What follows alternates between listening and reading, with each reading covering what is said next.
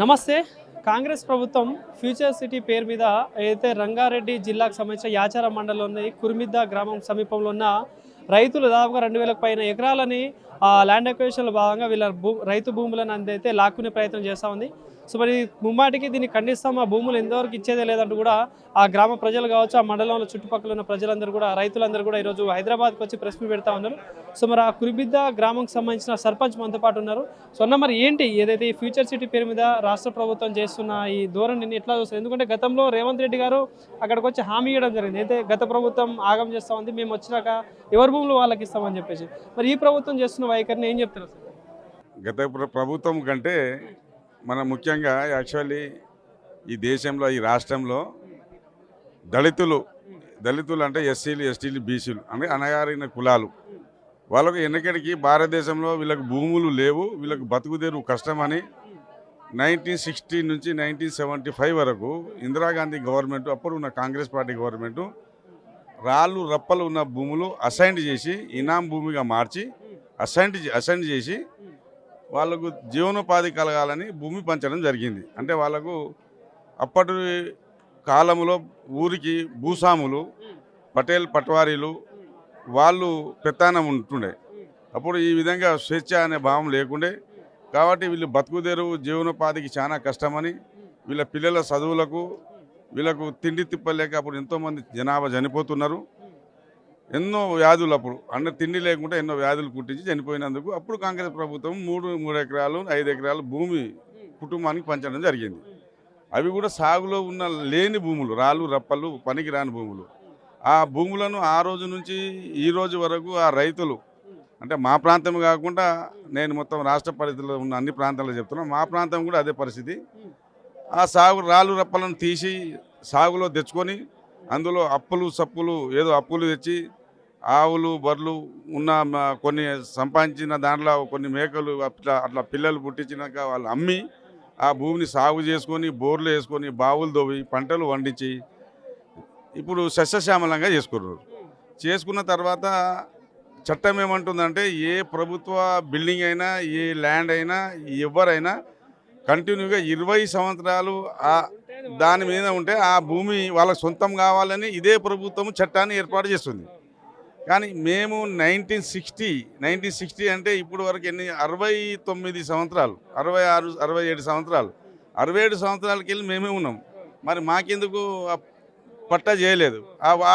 అది మాకు వర్తించదు. ఎందుకంటే మేము దళితులము, ఆదివాసులం, దళితులం, బీసీలం కాబట్టి అది వర్తించదు. అదే చట్టము అది భూస్వాములకు వర్తిస్తుంది. మళ్ళీ వాళ్ళు ఏది అనుకుంటే ఆ చట్టాన్ని చేంజ్ చేసుకోవచ్చు. ఆ విధంగా మేము చేసుకున్న భూములను కేసీఆర్ అంటే ఉమ్మడి ఆంధ్రప్రదేశ్ ఉన్నప్పుడు ఈ విధంగా భూములు దోసుకోవడం లేదు. కొంత రాజకీయ నాయకులు రాజకీయంగా వాళ్ళు ఆలోచించి స్పీచ్ ఇస్తుండొచ్చు, కానీ మేము వ్యక్తిగతంగా అక్కడ నివసిస్తున్నాం. మా 3 తరాలు అంటే దగ్గర మేము 300 సంవత్సరాల నుంచి మా ముత్తాత, మా తాత, మా ఫాదర్, మేమే తండల, మాది అక్కడ కురిమిద్ద గ్రామ పంచాయతీలో మాది ఒక తండ, మా మంగళగడ్డ తండ, మర్లకుంట తండ, పోదుబండ తండ అని. మా 3 తండాలకు ఈ రాజకీయ నాయకులు గ్రామ పంచాయతీ కూడా మాకు ఏర్పాటు చేయనియలే.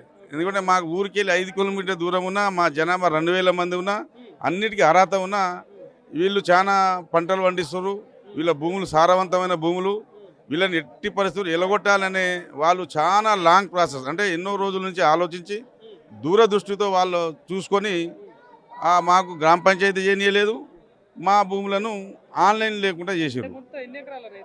మా దగ్గర ఉన్నది ఇప్పుడు మొత్తం 275 ఎకరాలండి. మాకు ఇందిరాగాంధీ ప్రభుత్వం ఇచ్చింది 1600 ఎకరాలు.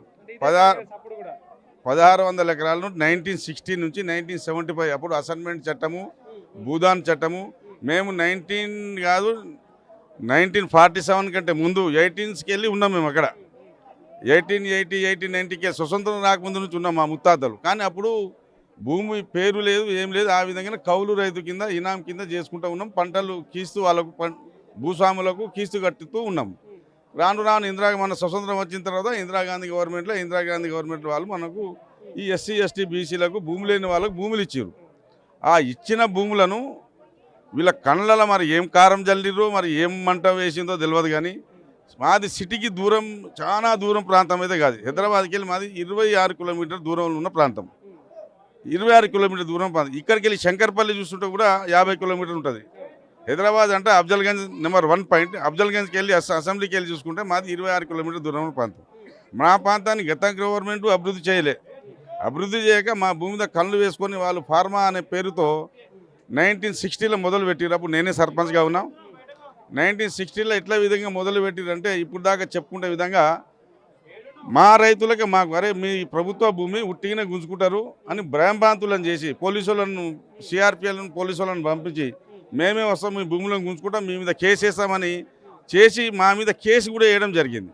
మా మీద 56 మంది రైతుల మీద అప్పట్లో మేమే ఎస్సీ ఎస్టీలం అయితే బీసీలము. ఈ ఎస్ఎస్సి చట్టం మాకే వర్తిస్తుంది. అప్పుడు ఉన్న ఒక ఎంఆర్ఓ సరస్వతి అనే ఎంఆర్ఓ గారు, రఘునందన్ రావు కలెక్టర్ గారు, వాళ్ళు ఏం చేసిరంటే మా మీదనే ఎస్సీ ఎస్టీ కేసు వేసారు. ఒక 56 మంది ఎస్ఎస్టీ కేసు వేస్తే ఆ కేసు వేసిన తర్వాత మా రైతులు, మా ప్రాంతంలో జనాలంతా భ్రాంతులకు గురై ప్రభుత్వానికి సరెండర్ కావడం జరిగింది. సరెండర్ అయిన తర్వాత వాళ్ళు ఇదే మూక మంచిగా ఉందని వాళ్ళు ఏం చేశారంటే, సార్ మా రైతులను భయపెట్టి మీరు ఇట్లా చేయకండి, మేము ఎంతో విధంగా చేసినా ఈరోజు కూడా మా గ్రామ పంచాయతీ తీర్మానం వాళ్ళకి వేయలేదు. ఈరోజు కూడా మినిట్ బుక్ అని ఉంటుంది గ్రామ పంచాయతీ గ్రామంలో.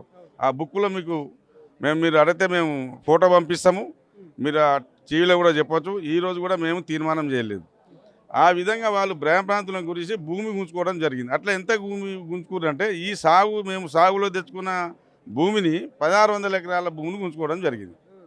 1600 ఎకరాలు గుంజుకున్న గత గవర్నమెంట్లో అప్పుడు వాళ్ళ అధికారులు ఏం చేశారంటే, మేము పట్టా జోలికి రాము, మీకు పట్టా సాగులో మాకు 3 రకాల పంటలు ఉంటాయండి పట్టాలు. ఈ పట్టా భూమి మీద పండే ఇప్పుడు ఉన్న అసైన్మెంట్ భూమి పోయినాక ఇక ఉన్న 1 ఎకరా 2 ఎకరాలు ఒక్కొక్క చిన్నకారు అంతా చిన్నకారు రైతులమే, సన్నకారు చిన్నకారు రైతులమే, ఎవరం భూస్వాములం కాము. ఇప్పుడు మాకు ఉన్న 3 ఎకరాలు 5 ఎకరాలు ప్రభుత్వం గుంజుకున్న తర్వాత పట్టా భూమిలో ఒక 3 ఎకరాలు 2 ఎకరాలు ఉంది. ఆ గవర్నమెంట్లో ఏం చేసిందంటే మా పేరు మీద అన్యాయంగా పట్టా భూముల మా పేరుకి తొలగించి టీజీఐఏసీ పేరు అనే పేరును నమోదు చేయడం జరిగింది. ఇది ఎంత ఆక్రమణ అంటే, మనం బ్రిటిష్ గవర్నమెంట్లో కూడా ఒక మనిషి స్వేచ్ఛ లేకుండా, ఒక మనిషికి తెలియకుండా వాళ్ళు ఆయన పేరుని తొలగించడం అది ఏడైనా ఉంటుందా? అసలు ఏ చట్టంలో ఉంది? మమ్మల్ని అడగాలి. లేకుంటే మేము ఏమి ఇస్తాం బాబు, మీకు ఏం సాయం కావాలి, మీకు ఏం కావాలని ప్రభుత్వం వాళ్ళు అడగాలండి. కాంగ్రెస్ ప్రభుత్వం ఏ ప్రజా ప్రభుత్వం కాదు, ఎవరు గరీబోల ప్రభుత్వం కాదు. గరీబోళ్ళకి ఇచ్చిన భూములనే గరీబోళ్ళకి వెళ్ళి గుంజుకుంటేటోళ్ళు ఎవరికి గరీబోళ్ళకి భూములు, ఎవరికి గరీబోళ్ళకి సాయం చేస్తారు వీళ్ళు? 70-80 సంవత్సరాలు ఈరోజు స్వతంత్రం వచ్చి ఈరోజు కూడా మనకు అదే ఈ ఎస్సీ ఎస్టీలకు అదే 5 లక్షల ఇల్లు ఇస్తుంటారు. అంటే అదే ఇందిరమ్మ ఇల్లు అంటారు. వాళ్ళేమో 100 కోట్లకు 1000 ఎకరాల భూస్వాములు, 1000 కోట్లకు భూస్వాములు వాళ్ళు సంపాదించారు. ఆ 5 లక్షలకు 3 లక్షలకు మనకు ఇందిరమ్మ ఇల్లు ఇస్తారు. ఎవరికి కావాలి ఆ ఇందిరమ్మ ఇల్లు? వాళ్ళ బాత్రూమ్ అంతా ఉండదు మన ఇందిరమ్మ ఇల్లు. వాళ్ళ బాత్రూంల లోపల స్నానం చేసే కుండి అంతా ఉండదు మనం ఇందిరమ్మ ఇల్లు. ఈ విధంగా వాళ్ళు ప్రజలను ఓటు అడిగినప్పుడేమో మన దగ్గర ప్రజలకు జ్ఞానోదయం సరిగా లేక ఈ పైసలకు అమ్ముడుపోయి వీళ్ళ మాటలకు లోబడి వీళ్ళకు కొంచెం, ఎందుకంటే వీళ్ళకు జ్ఞానం లేదు, చదువు లేదు, వీళ్ళకు ఎక్కువ జ్ఞానం రాకుండా వాళ్ళు అప్పటికెళ్ళి పటేల్ పట్వారి కాలంలో అనగదొక్కిరు కాబట్టి వీళ్ళకి చదువుకునే అవకాశమే లేదు. ఇప్పుడు ఉన్న జనరేషన్లో కొంత చదువుకొని వాళ్ళు కూడా ఏదో ఇంజనీరింగో డిగ్రీయో ఇప్పుడున్న జనరేషన్లో చదువుకొని ముందుకు వెళ్తున్నారు తప్ప మా నాయనలు చదవలేదు, మా తాతలు చదవలేదు. మరి వాళ్ళు మా నాయనలు తాతలు చదవనప్పుడు కాలంలో వాళ్ళ ముత్తాతలు అమెరికాలో పోయి 100 ఎకరాల భూస్వాములు అమెరికాలో, ఫ్రాన్స్, జపాన్, ఆస్ట్రేలియా ఇతర దేశాల్లో వాళ్ళు నివాసం ఉంటున్నారు. వాళ్ళు ఇప్పుడు ముత్తాతలు మున్మనోళ్ళు కూడా వాళ్ళు ఏడ ఉంటారో తెలియదు. ఆ విధంగా వాళ్ళు దోసుకున్న సొమ్ము ఇంకా పెంచుకోనికనే ఈ 4th సిటీ అనే పేరుతో అక్కడ భూసేకరణ చేస్తారు. ఇంకో విషయం ఏంటంటే, ఇప్పుడు ఈ ఫార్మా సిటీకి అడ్డు రాకుండా జీవోలు ఇప్పుడు అందరూ అంటారు 31 జీవో 41 జీవో రద్దు చేయాలంటే నేను విన్న కాడికి ఒక్క నాయకులు కూడా మాట్లాడలే. ఫార్మా సిటీ అడ్డు రాకుండా గత ప్రభుత్వం ఏం చేసిందంటే ఫార్మా సిటీ ఏర్పాటు చేయాలి. కోర్టు కానీ ఇతర ఏ సంస్థలు కానీ మీరు కొందరు ఏమంటారు అంటే ఫార్మా సిటీ పెట్టాలి, కోర్టు సిటీ పెట్టొద్దని అంటారు. కోర్టుల జడ్జి ఏమంటారంటే మీరు ఈ కంపెనీ మీద సేకరించిన భూమి ఆ కంపెనీ పెట్టాలి, వేరే కంపెనీ పెట్టొద్దని అంటది. అంటే జడ్జిమెంట్ అంటే మనకు రాసి ఇచ్చిన జడ్జిమెంట్లు వాళ్ళు సొంతంగా ఏం భూమి మీద వీళ్ళు జడ్జిమెంట్ ఇయ్యరు. కానీ వీళ్ళ ఆలోచన ఏంటంటే ఇప్పుడు 4th సిటీ మీద భూసేకరణ చేసిరు అనుకోండి, రెండు ఒకటే ప్రాంతం, ఒకటే చేతికి 5,000. నేను 2 ఏళ్ళు ఏం చేసిన 4th సిటీ చేసిన, 3 ఏళ్ళకు ఫార్మా సిటీ చేసిన. అంటే కానీ 5 నా చేతికి సంబంధించిన ఏళ్ళే. కాబట్టి ఇప్పుడు నేను 4th సిటీ ఉన్న ల్యాండ్కే నేను ఇక్కడ చూపిస్తాను కోర్టుకు, ఫార్మా సిటీకి ఉన్న ల్యాండ్ చూపెట్టాను. ఎవరైనా నా మీద వ్యతిరేకంగా వచ్చారు అనుకోండి, నాకు 4th సిటీకి అని వ్యతిరేకంగా కేసు వేసింది అనుకోండి, నేను మీకు ఫార్మా సిటీ ల్యాండ్ నేను సేకరిస్తలేను, నేను ఫార్మా సిటీ కంపెనీ పెడుతున్నా, నేను 4th సిటీలోనే డెవలప్మెంట్ చేస్తున్నానని ఆటోమేటిక్గా ఆయనకు అడ్డంకులు లేకుండా జీవో జడ్జి వింటారు. అది ఎవరైనా అడ్డంకులు ఉండదు కదా దానికి. ఆ విధంగా గేమ్ అండి ఇది ఎవరికి అర్థం కాదు. కాబట్టి ఆయన 4th సిటీ ఇప్పుడు దాకా 1970 ఎకరాలు, 1960 ఎకర్స్, 1960 ఎకర్స్ భూసేకరణ అయిపోయింది. ఇప్పుడు ఒక 10,000 ఎకరాలు కొత్త విలేజ్లో పెట్టి భూసేకరణ చేస్తున్నారు. అది 4th సిటీ. అవన్నీ కలపాలంటే ప్రతి ఊర్లో ఒక 10 ఎకరాలు 4th సిటీ పైన 10 ఎకరాలు కలుపుకుంటే ఆ ఊర్లో కూడా మేము భూసేకరణ చేసినాము అనేది వాళ్ళకు ప్రూఫ్ ఉంటుంది. అందుగురించే ప్రభుత్వం ఈ విధంగా విచ్చలవిడిగా వ్యవహరిస్తుంది. అంటే ఏం డిమాండ్ చేస్తున్నారు ప్రభుత్వానికి, మరి ఆ గ్రామ ప్రజల తరపున కావచ్చు, మీరేం డిమాండ్ చేస్తున్నారు? ఇప్పుడు మేము గత 55 రోజులుగా నిరాహార దీక్ష చేస్తున్నాం. గత 7 సంవత్సరాల నుంచి కోర్టు ద్వారా ఇక్కడ ద్వారా అంత పోరాటం చేస్తూనే ఉన్నాం. కోర్టులో కూడా మేము గెలిచినాం, పర్యావరణంలో కూడా గెలిచినాం. ఎక్కడైనా మేము గెలుస్తూనే ఉన్నాం. కానీ అధికారులు ప్రభుత్వం వాళ్ళే కాబట్టి అధికారులు వాళ్ళ చేతిలో ఉంటారు కాబట్టి వాళ్ళు అధికారుల మాటని వింటారు తప్ప మా మాట ఎవరు వినరు. ఎందుకంటే ఏ రోజు కూడా ప్రజల గురించి చచ్చిపోయిన నాయకుడు కానీ ప్రజల గురించి పోరాడి కొట్లాడి సాధించి ప్రజలకు పెట్టిన నాయకుడు ఇప్పుడు దాకా నేను చూసిన నాకు ఇప్పుడు 55 సంవత్సరాలు ఇప్పుడు దాకా నేను నా లైఫ్లో చూడలే. కాబట్టి వీళ్ళు ఎప్పటికీ న్యాయం చేయరు. మేము పోరాడుతున్నాం. మా భూమి మాకు వచ్చే వరకు మేము హైకోర్టు నుంచి సుప్రీంకోర్టు వరకు వెళ్తాం.